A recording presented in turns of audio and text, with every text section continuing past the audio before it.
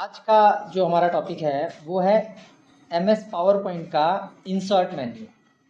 Insert menu में जो आज हमारा टॉपिक रहेगा वो रहेगा टेबल। Insert table. टेबल कैसे इंसर्ट किया जाता है और इसके क्या क्या ऑप्शंस हैं।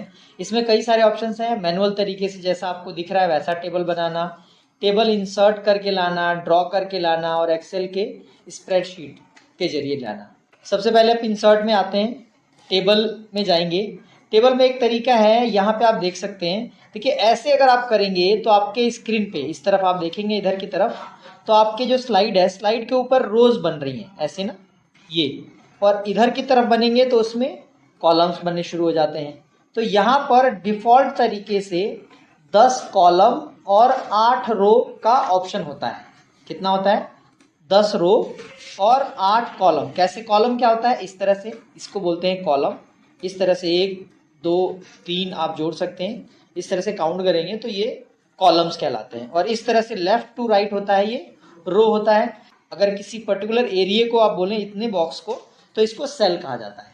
इंसर्ट में जाऊंगा, टेबल में जाऊंगा और पहला ऑप्शन ये, मान लीजिए मुझे नेम, एड्रेस, फ़ोन नंबर और एक रोल नंबर भी मान लीजिए, तो ऐसे 4 करा। और कितने लोगों का? मान लो 5 का है तो मैं 6 लोगों के ऐसे लिस्ट बना लिया। ऐसे आपने कहा रोल नंबर, फिर नेम, एड्रेस, फ़ोन नंबर, ऐसे आप टैब दबाकर आगे बढ़ते हैं। यहाँ पे अगर आप इसकी स्पेस को, यानी कि इसके जो विड्थ है उसको आप कम कर सकते हैं, तो ऐसे आप ड्रैग कर दीजिए, कम हो जाएगा। एड्रेस में थोड़ा ज़्यादा चाहिए, नेम में कम में चलेगा तो एड्रेस ज़्यादा कर दीजिए। फ़ोन को आप ऐसे थोड़ा ऐसे खिसका सकते हैं। तो इस तरह से आप इसको मैनेज कर सकते हैं। ये एक तरीका होता है। दूसरा एक और तरीका होता है लेकर आने का टेबल, वो होता है इंसर्ट में, टेबल में ये वाला ऑप्शन ड्रॉ। इंसर्ट टेबल क्या करता है ये, कि आपको कितना चाहिए। जैसे यहाँ की तो एक लिमिटेशन है कि 8 रो ही लेगा, मतलब 8 लोगों की या 7 लोगों की डिटेल्स आप इसमें बना सकते हैं। अगर आपको ज़्यादा लोगों की डिटेल बनानी है, इंसर्ट में टेबल में जाएंगे यहाँ पर, और यहाँ के बाद जैसे आप क्लिक करते हैं, ये देखिए ऐसे आ जाता है। यहाँ पर number of column, number of column, तो कितने कॉलम आपको पता है ना, इस तरह से column, top to bottom column होता है और लेफ्ट टू राइट रो होता है। तो नंबर ऑफ कॉलम कितने चाहिए? तो मुझे वही चाहिए, नेम, एड्रेस, फ़ोन नंबर और एक उससे पहले रोल नंबर। तो 4 ही चाहिए, तो मैंने 4 कॉलम कर दिए।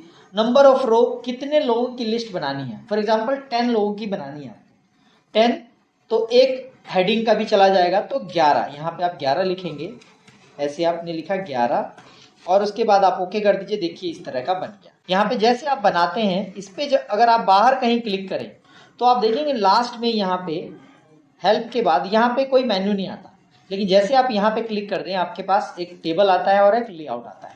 बहुत ध्यान से देखिएगा, ये बहुत ही इंपॉर्टेंट है। आपको अगर किसी भी तरह के रिपोर्ट पे या किसी भी तरह के पीपीटी में काम करना है और टेबल अगर यूज़ करें, तो ये दोनों ऑप्शंस आपको जरूर आना चाहिए। इससे हमारी पीपीटी और अच्छी बनती है। देखिए कैसे, टेबल डिज़ाइन में पहला ऑप्शन इधर से देखिए, आप देख रहे हैं यहाँ पे टेबल स्टाइल ऑप्शंस के अंदर आपको मिलेगा हेडर रो। हेडर रो क्या करता है? ऊपर का जो पहला रो है, हेडर, हेडिंग वाला रो, सो हेडर रो को हाईलाइट कर देता है। देख पा रहे हैं आप लोग? हेडर रो को हाईलाइट करना।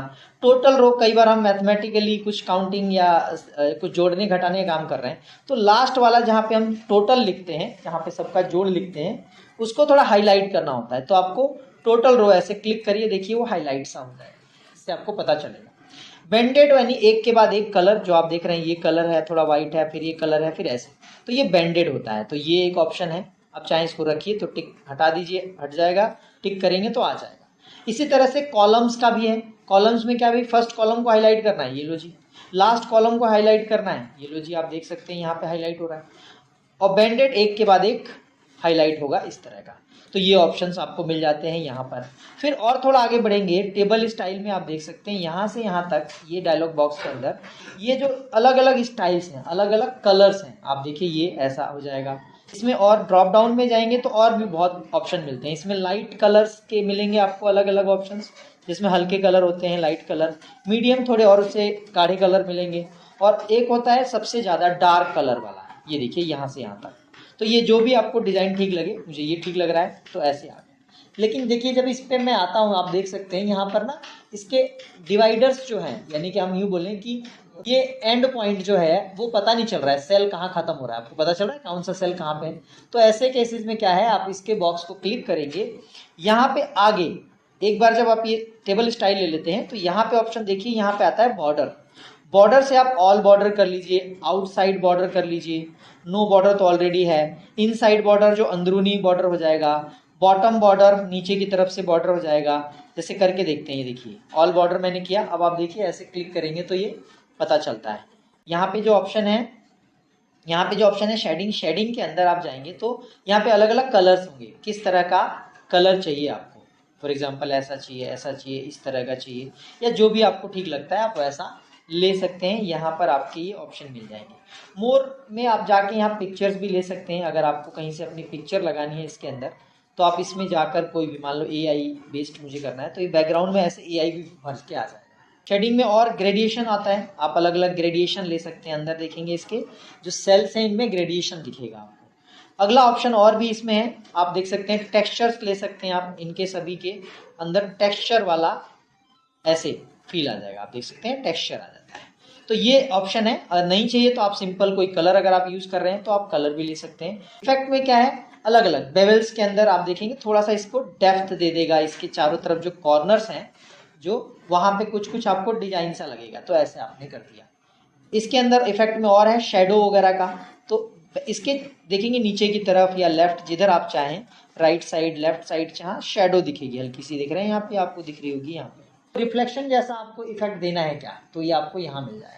अगला देखिए इसके अंदर जो आपने लिखा हुआ है इससे रिलेटेड ऑप्शन आएंगे आपके पास। देखिए कैसे, ये अगर आप यहाँ से सेलेक्ट करते हैं, आप देखिए यहाँ पे क्विक स्टाइल में इसको लिखने का अलग अलग स्टाइल, ऐसे लिख सकते हैं, इस तरह लिख सकते हैं। इसके अंदर जाइए, थीम कलर्स हैं कि कौन से कलर में लिखना चाहते हैं ये, फिर उस कलर में जो लिखा है उसका बॉर्डर भी कुछ होगा क्या, तो बॉर्डर भी बन जाएगा आपके पास यहाँ पे। इससे आगे और आप जाएंगे तो देखिए रिफ्लेक्शन, इसमें भी आपको अलग अलग मिल जाएगा, इसके शेडो वगैरह देना, इसमें अलग अलग रिफ्लेक्शन, यहाँ पे भी आपको रिफ्लेक्शन मिल जाएगा। नीचे की तरफ आप देखिए रिफ्लेक्शन सा बने रहा होगा, तो ये रिफ्लेक्शन देना।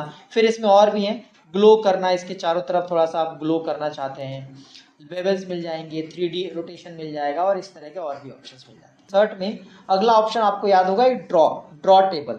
वो ड्रॉ टेबल, इस पे जब आप क्लिक करेंगे तो आपको एक पेंसिल मिल जाती है, उस पेंसिल से आप इसके अंदर एडिट कर सकते हैं, ये एडिट कर सकते हैं। और यही चीज़ आपको यहाँ पे इस पे आके भी मिलती है। यहाँ पर जब आप आएंगे तो ये ड्रॉ टेबल का ऑप्शन इन्होंने यहाँ भी दिया हुआ है। फॉर एग्जाम्पल जैसे आपको ऐसे डैश डैश वाला लाइनें चाहिए, कितनी मोटी होनी चाहिए, तो 2.5 ऐसे लिख दिया आपने।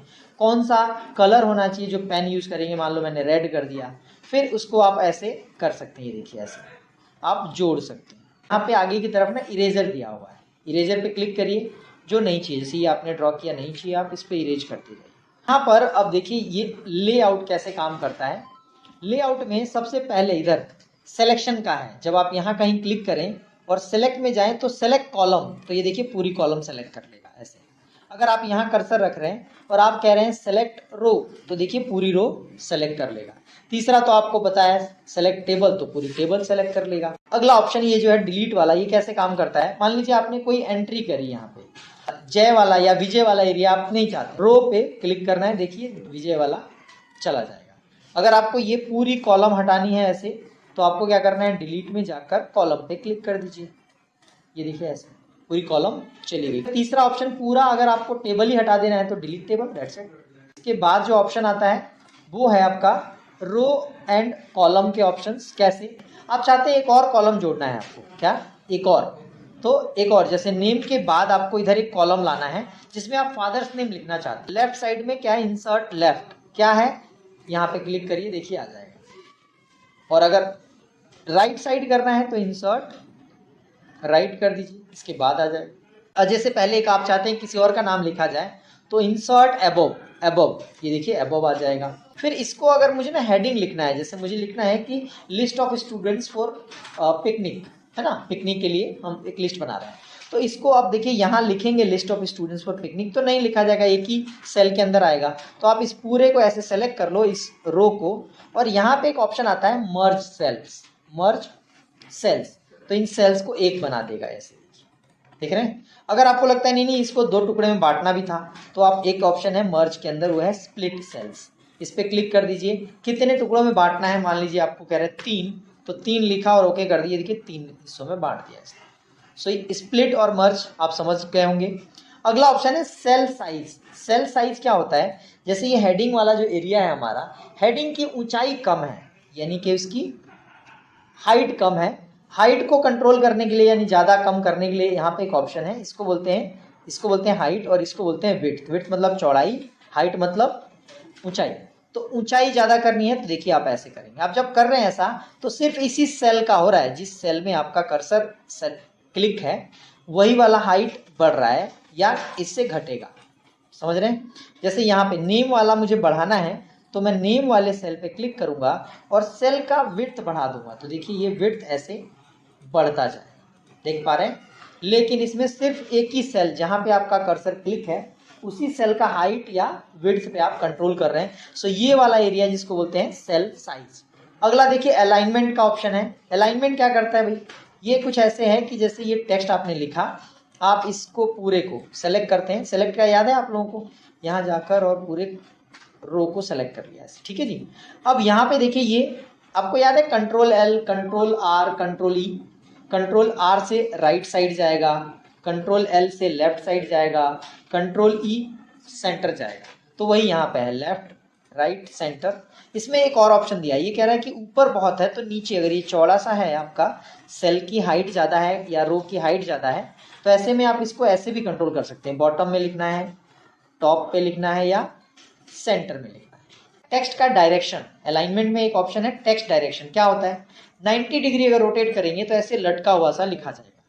अगर 270 डिग्री कर देंगे तो नीचे से ऊपर की तरफ लिखा जाएगा। अगर आप यहाँ पर स्टैकल करेंगे तो एक के नीचे एक के नीचे एक आ जाता है, इस तरह के ऑप्शन। फिलहाल मेरे को हॉरिजॉन्टली रखना है तो ऐसे। सेल का मार्जिन क्या होता है, देखिए जब आप ऐसे लेफ्ट रखते हैं ना, आपको एमएस वर्ड वगैरह आपने देखा होगा, हम पेज के चारों तरफ एक मार्जिन तय करते हैं, उस मार्जिन के बाद ही वो हमारा वर्क होता है, हमारा जो भी उसमें टेक्स्ट होते हैं। यहाँ पे देखिए इस बॉर्डर के जस्ट बाद से ये शुरू हो रहा है ना। अगर आप इसको थोड़ा दूर करना चाहते हैं, अगर आप यहाँ रखें और आप थोड़ा आगे बढ़ाना चाहते हैं तो आप सेल पे जाके ना एक मार्जिन देते हैं कि इस सेल के चारों तरफ या इसके शुरुआत में कितना गैप होगा जब कुछ हम लिखें, और उस बॉर्डर से यहाँ तक, उस लाइन से यहाँ तक। तो क्या करेंगे आप इसको कस्टम मार्जिन में जाकर आप बढ़ा भी सकते हैं, जैसे ये लेफ्ट से मैंने इतना कर दिया। अब ओके करूँगा तो देखिए यहाँ से लिख रहा है। अगला ऑप्शन है हमारा वो है टेबल साइज। टेबल साइज ये पूरे टेबल पे काम करेगा। अगर टेबल की हाइट बढ़ाएंगे तो जितने भी इसमें रो हैं सबकी हाइट बढ़ेगी।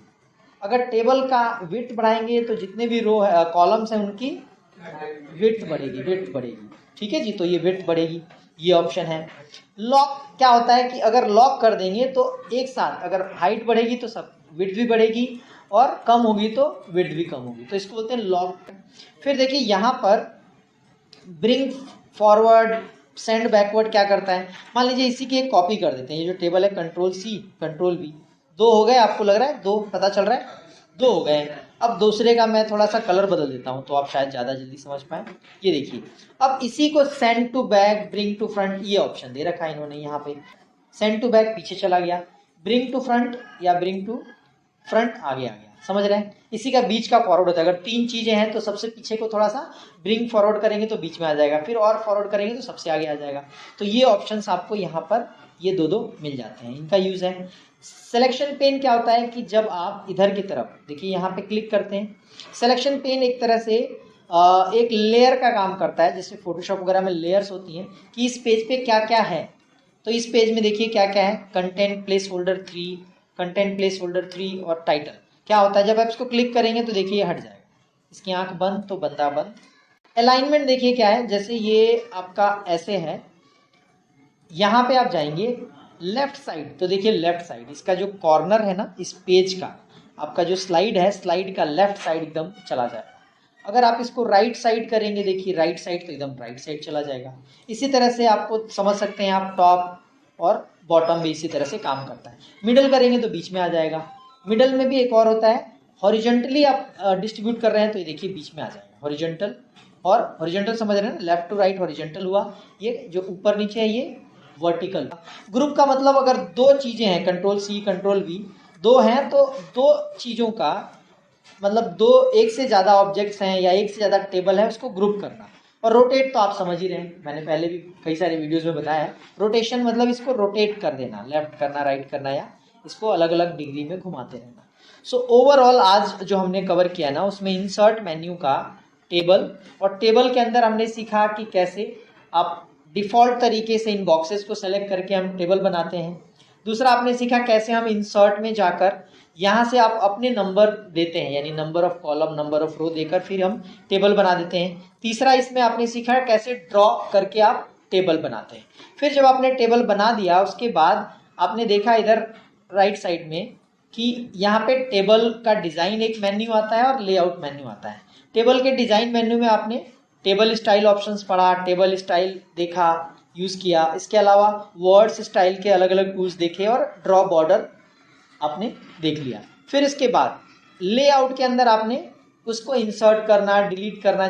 फिर आपने यहाँ पे मर्ज वाला देखा, इसमें सेल को मर्ज करना, स्प्लिट करना। फिर टेबल का साइज यहाँ पर और सेल का साइज, इसके अंदर हाइट और वेट के अंदर करेक्शंस करना, वो आपने सीखा। आपने उसके अलग अलग डायरेक्शन सीखे, उसके अलाइनमेंट सीखा, और यहाँ पे अरेंज के ऑप्शन में आपने उसको अरेंज करने का सीखा। सो आई होप कि आज की क्लास से आपको काफ़ी कुछ सीखने को मिलेगा। Thank you so much.